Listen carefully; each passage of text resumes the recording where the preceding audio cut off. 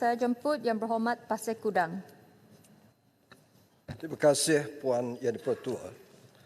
Assalamualaikum dan salam sejahtera. Saya ingin memulakan perbahasan saya menyentuh isu kawasan Parlimen Pasir Gudang. Sekarang di Pasir Gudang, masalah yang mendesak ialah kesesakan jalan raya, kesesakan lebuh raya. Ada 2 lebuh raya di kawasan itu, semuanya sesak. Ini bukannya keburukan, ini adalah hasil daripada kesan pembangunan. Rakyat ada banyak kereta, dan Pasir Gudang ini hub industri. Di Pasir Gudang ni, Puan Yang di-Pertua, ada 2 pelabuhan. Ini jadi sebab itulah sesak ni. Kesan pembangunan, kejayaan sebenarnya. Jadi saya mengharap Kementerian Pengangkutan ambil maklum perkara ini. Saya ada satu cadangan untuk menyelesaikan masalah ini. Iaitu di Pasir Gudang sekarang memang ada landasan kereta api daripada Pelabuhan Pasir Gudang, Pelabuhan Johor ke Pelabuhan Tanjung Pelepas. Tetapi fungsinya untuk kereta api kargo, bawa kargo.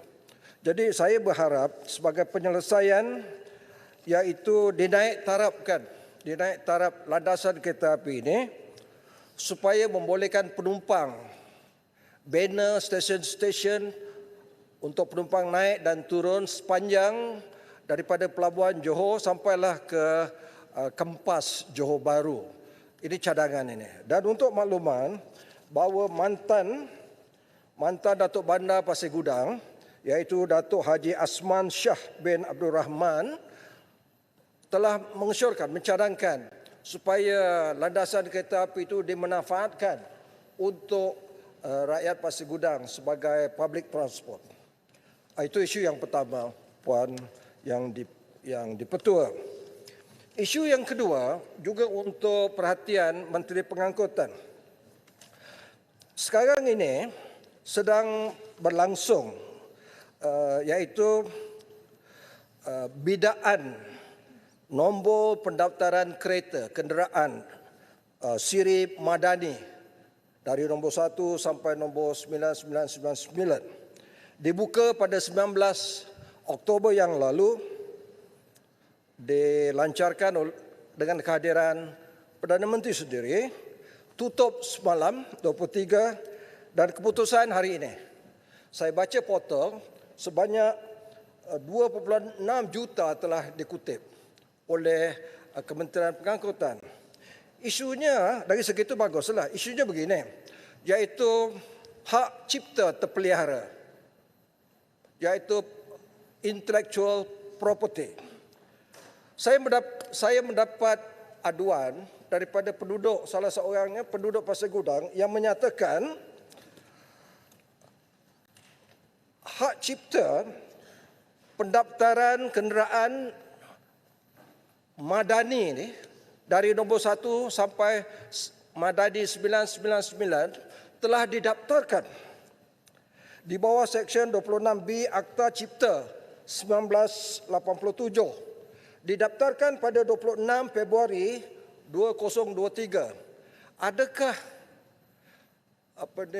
Kementerian Pengangkutan tak sadar perkara ini, iaitu ini hak cipta ini telah dipatenkan.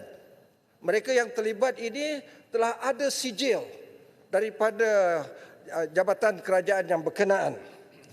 Jadi di situ saya nak maklum, saya tidak membuat apa sebarang sangkaan buruk ke apa. Saya minta Menteri siasat perkara ini. Kalau tersilap tidak menghormati patent hak cipta intellectual property ini serius. Sebab kita sebuah negara yang ada hukum. Jadi kalau tersilap minta maaf. Buatlah bayar pampasan ke ex gratia apa yang patutlah. Saya nak jelaskan, saya disclose Puan Yang di-Pertua. Saya isytiharkan, saya tidak ada apa-apa kepentingan dalam soal ini. Hanya menyuarakan aduan rakyat daripada Pasir Gudang. Terima kasih. Yang ketiga, Tuan Yang Pertua, belanjawan madani ni yang dibentangkan oleh Perdana Menteri dan Menteri Kewangan ni bagus. Semua jabatan dibagi peruntukan yang cukup, malah ada yang ditambah. Misalnya, perbelanjaan mengurus bahagian hal ehwal undang-undang disediakan 190 juta.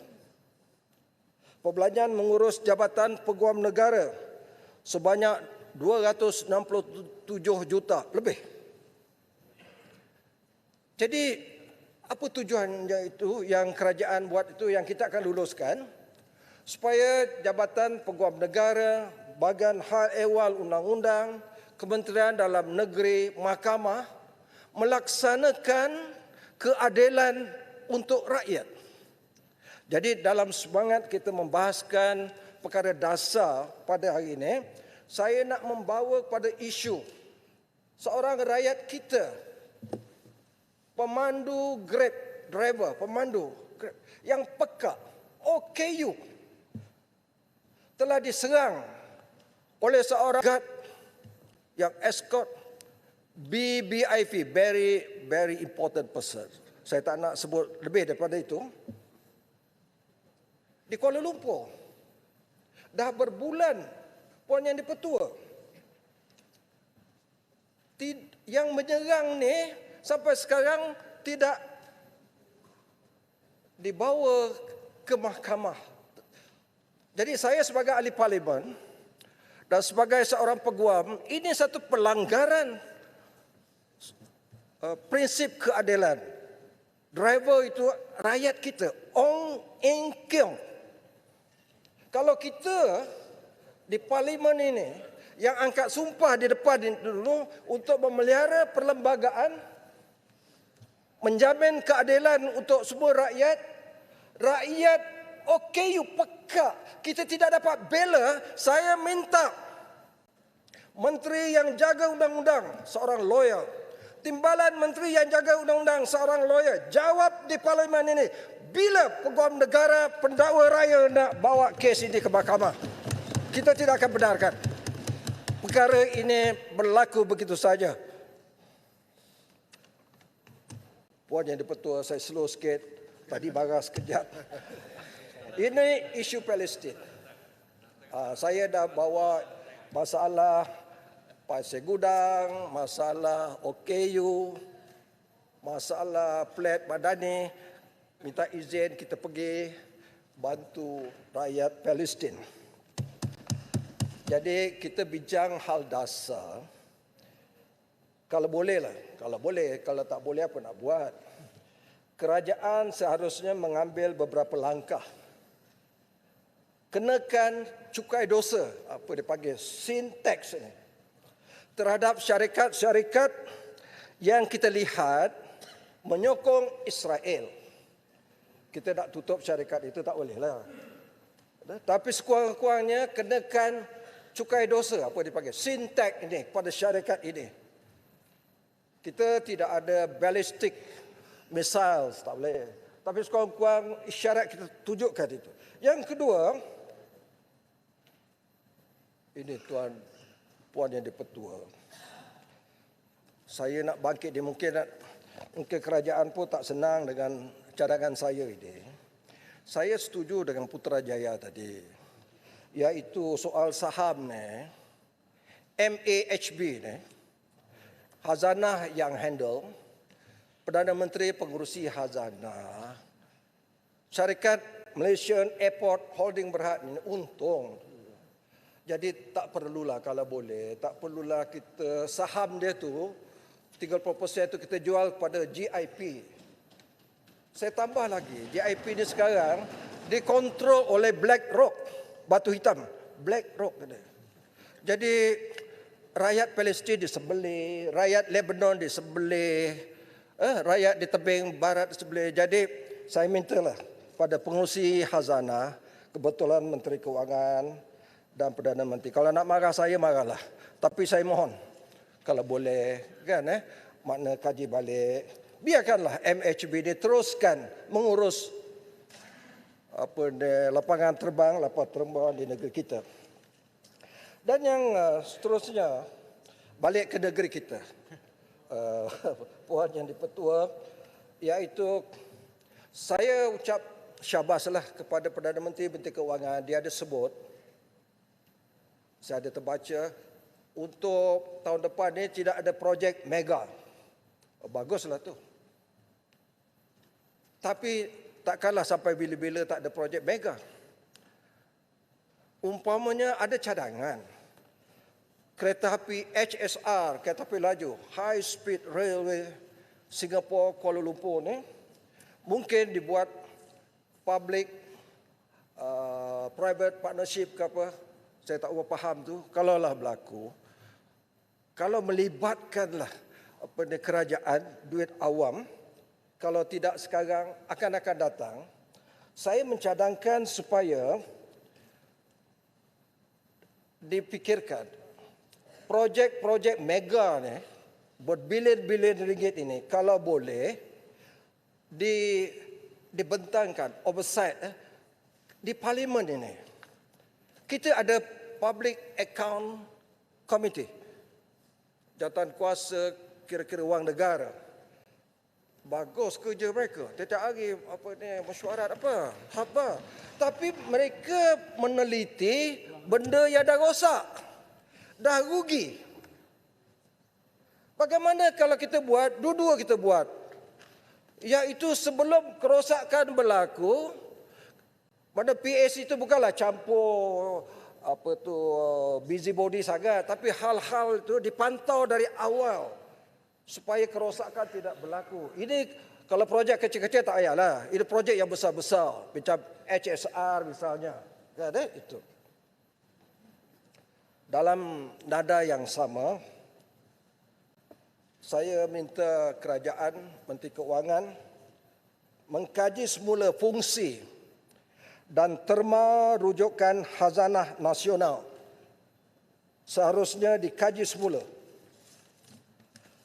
Saya berpendapat khazanah nasional tidak seharusnya menjadi portfolio manager, tetapi sepatutnya khazanah nasional melabur dalam industri strategik seperti air, pertahanan dan keterjaminan makanan. Puan Yang di-Pertua, ada 2 minit lebih itu.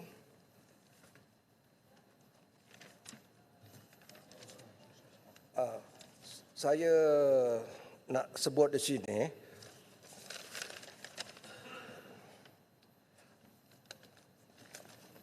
di dalam tinjauan ekonomi dan juga ucapan Perdana Menteri dalam pembentangan, menunjukkan jurang kaya miskin yang semakin meluas di negara kita.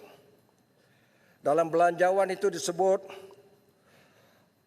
85% rakyat akan berpendapatan rendah akan menerima subsidi. 15% T15 tak dapat subsidi. Dia anggap golongan yang berpendapatan tinggi. Saya bersangka baik. Sebenarnya mungkin kita boleh perhalusi. Menteri Keuangan lihat, kalau T01 yang atas sekali itu, T02 tertinggi 03, itu super kaya. Saya tak nak sebut maha kaya. Kita ni makhluk, kan tak boleh sebut maha kaya. Tapi super kaya lah yang T1, T2, T3.